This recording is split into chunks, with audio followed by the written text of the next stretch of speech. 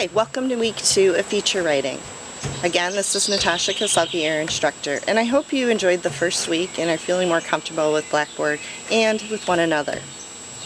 Again, feel free to contact me with any questions you might have or any concerns about the course. This week, I would like to talk about generating story ideas. For some people, this is one of the hardest parts of the process. Many features come from news stories. For example, a follow-up to an accident or a fire. And these can be just as important as the original news story, helping answer a lot of the follow-up questions people might have. For me, key to feature writing is the profile, learning how to tell someone's story. Maybe it's someone who has an unusual occupation, or someone who has been a teacher and affected many lives. Maybe it's a local hero or a politician.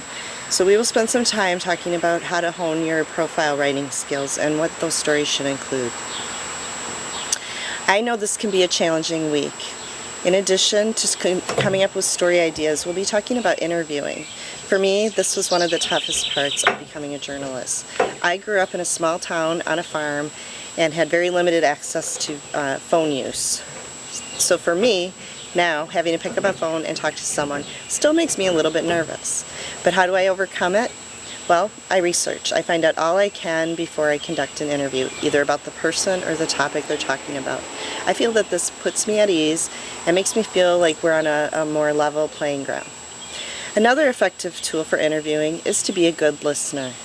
This means sitting back and letting someone tell their story. It doesn't mean letting them take over the interview, and sometimes you'll interview someone who you might have to draw back in to keep them focused. We will talk about tips for how to get your sources to open up to you, including taking a look at your environment. If you're interviewing someone in their office environment, what's on their desk? What's on their walls? Can you ask them about a photo? Maybe it was a trip to a favorite vacation spot, or photos of their family. These help put people at ease and help you get started. But remember, research will be key, and we'll continue to talk about this through the whole semester. I enjoy coming up with story ideas, and I find them just about everywhere. I think a lot of it has to do with what makes a good reporter in the first place. You should be curious.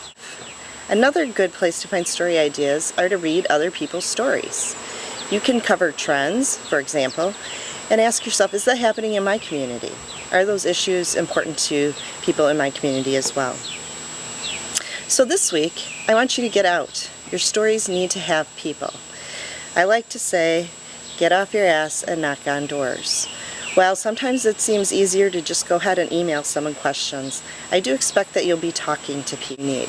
Pick up the phone, and even more importantly, get out there and talk to people. Build your sources, and start to become more familiar talking to people that you don't even know.